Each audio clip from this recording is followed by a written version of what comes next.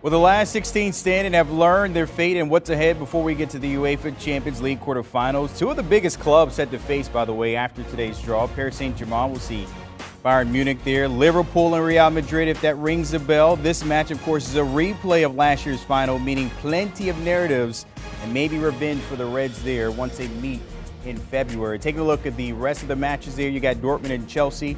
American stars going toe-to-toe, facing off there Christian Pulisic and Gio Reyna. Others to keep tabs on, RB Leipzig, Man City, and AC Milan versus Tottenham.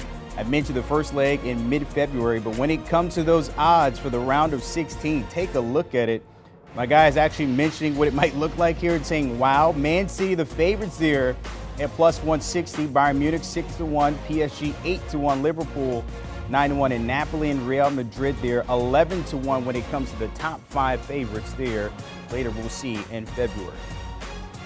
All right, I mentioned the guys here, a little juiced up here. Nigel Reo-Coker checking in, and Thomas Rongen, the gaffer here. And people waking up to this, a little excitement here, or some pair of rematches we'll see in February. But I'm curious, TR, your best matchup here so far. Well, I mean, first and foremost, we have a World Cup coming up. So the most informed teams might not be that in February, obviously. That's something to consider. Injuries, form obviously plays an important role. But to me, the biggest matchup is Liverpool versus Real Madrid. You get the royalty of Madrid that won their 14th title last year against Liverpool. This is a rematch of the final, baby. And by the way, Liverpool, the Red Machine, in big games this year have done quite well. They're not the Red Machine of late, but they've beaten, City this year. They've beaten Napoli this year and Tottenham in their last game. So Jurgen Klopp is still squeezing a lot out of this team. You look at matchups. Vinny, who scored in last year's final versus Trent Alexander-Arnold. Virgil van Dijk, Benzema, huge. In midfield, Kroos, Modric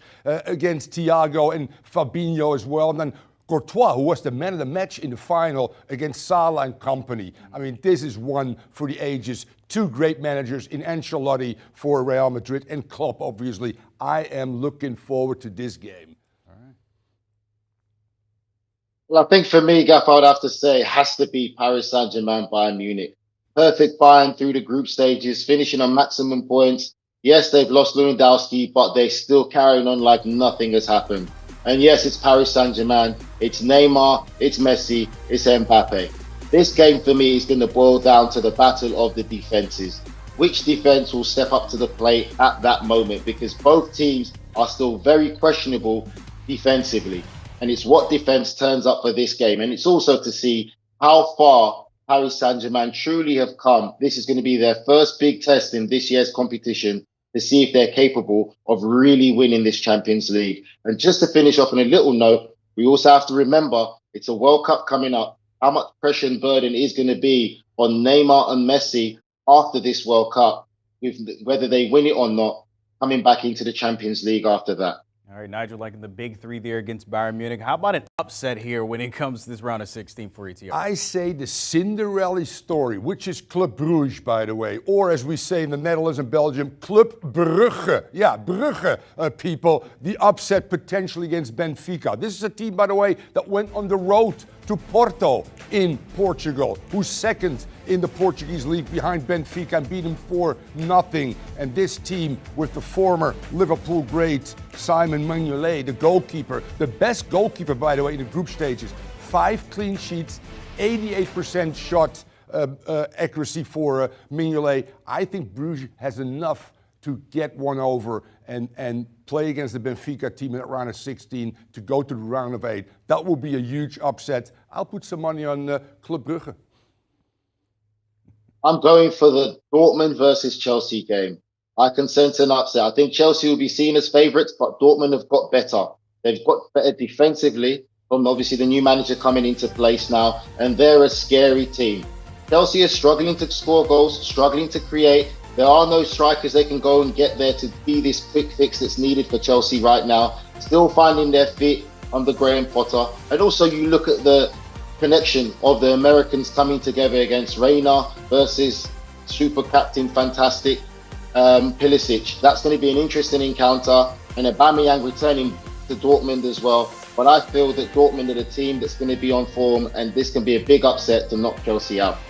Two American stars there, of course, taking center stage between those two. Easiest path, though, if we're talking the quarterfinals for you, is what, TR? Well, the betting favorite, Manchester City, which surprises me, the margin of favorites that they are by the people in Vegas or throughout the world. I say City against Leipzig is not the easiest draw, but still a draw that's very comfortable, and Pep Guardiola should cruise for several reasons. A, Marco Roche's team, Leipzig, can defend. They've given up 30-plus goals. You look at City with Napoli, the only two teams in Europe, 50-plus goals in all competitions. And then you combine, obviously, Mr. Haaland right there and Kevin De Bruyne, maybe the best 1-2 punch in football. And by the way, Leipzig gives up 80% of their goals inside the 18-yard box. Where is Haaland? He is inside the 80-yard box. And a restant Erling Haaland as well, who's not going to the World Cup. I say that's an easy win for City. I'm going to go with Frankfurt Napoli, and I'm going to go with Napoli for me. The team on form, top of Serie A, only lost one game this season, which was to a Liverpool side, which still was a great performance. I think the result doesn't really reflect. But this Napoli team from back to front is just absolutely sensational. For me, they have one of the best strikers in Europe right now, and it's this young man there, Osimhen. Fantastic striker. Any top team in Europe would take him. And yes, they've got Qualadona, or where you call him, Kvaratskhelia. Fantastic player. Really one of the top players in European football right now. But it's not just about them two when you look at Napoli. You look at the whole team from back to front. They are just so solid, so well organized defensively and attacking. And let's not forget Raspadori, the Italian sensational. Napoli for me are the one. All right, so Napoli putting people on notice here. So we got the best matchup, upset, easiest path. What about the under-the-radar matchup for you, TR? Well, it's maybe not under the radar anymore because Nigel just talked about this matchup, but Napoli-Frankfurt is not as easy as people think for Napoli. And this should be a high-scoring affair, quite frankly. And you look at the two players that Nigel has talked about. Those two players are not going to the World Cup for Napoli, so they will be rested. And Luciano Spalletti's team at home at the Diego Maradona Stadium are absolutely brilliant. Again, outside of Manchester City, who's the next team that scored 50-plus goals on the year, it's Napoli. Expect a high-scoring affair and one of the brilliant matchups to watch. I'm going to go with Benfica and Brugge. And for me, I think a lot of people are not paying Benfica the respect they deserve. Let me just break it down for you. They lost Darwin Núñez to Liverpool. Most clubs get a windfall when they lose players and they spend it wrong. Benfica have spent it wisely. They've always been reliant on youth coming through the club as well. Made some great recruitment. They've got some great youngsters playing. They're a team in this Champions League that's a true dark horse. I respect what Brugge have done. They've been fantastic. They've got some of the best young players in Europe who didn't quite make it other clubs, and they've made it work. But this is where the fairy tale comes to an end. And people start paying a bit more respect on Benfica's name. Hey, let's do a bet here because I'm picking Brugge here for the upset, okay? Nigel, $20, dinner? Uh-oh. $20 and dinner. Let's do this. I'm going with Benfica. I'm going with Bruges. I mean, can I get invited? I'm a cheap date. Absolutely. Just vegetables for me, just saying. Hey, how you say it again, club?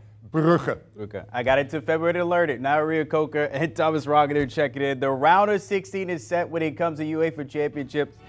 Check out, of course, last year's final, Liverpool and Real Madrid meeting again in February. Then you got PSG and Bayern Munich renewing their rivalry from 2021. Elsewhere, Man City going to RB Leipzig first. We have some time, by the way, but everything is covered. Paramount Plus streaming later this year. Do you want a sports network that delivers everything that matters about the game? The highlights, the picks, the instant analysis, no yelling, no fake debates, no politics. Hit the subscribe button and never miss a moment.